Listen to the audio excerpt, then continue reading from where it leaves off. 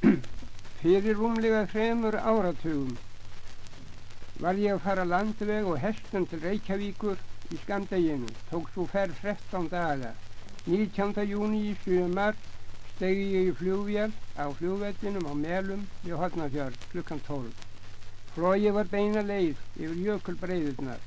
Hvannadalshnúkur var á vinstri hönd en til hægri var hér glitta í Kistufell að ég held. Svo þykknar í lofti var þá flogið ofar skýjum.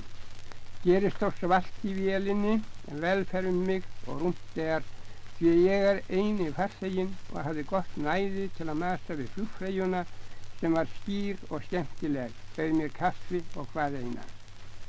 Á Reykjavíkur flugvöll komum við klukkan lítið yfir 1:30.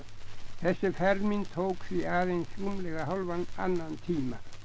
Rósa dóttir mín, maður hennar, Karl Björnsson, voru þar til staðar með bílinn sinn og fluttu mig heim.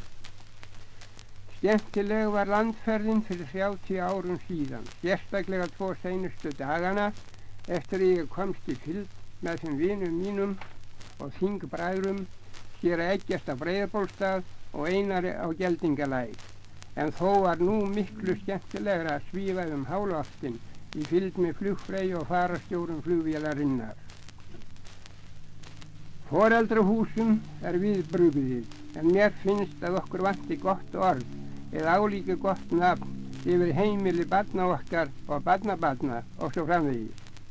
Því þar oss gömlum mönnum gott að vera. Ég fór af slíku heimili í Hólum og hefur nú dvalið hér í Reykjavík á samskonar heimilum á 4 stöðum, þar sem allt gert manni til gleði og ununar.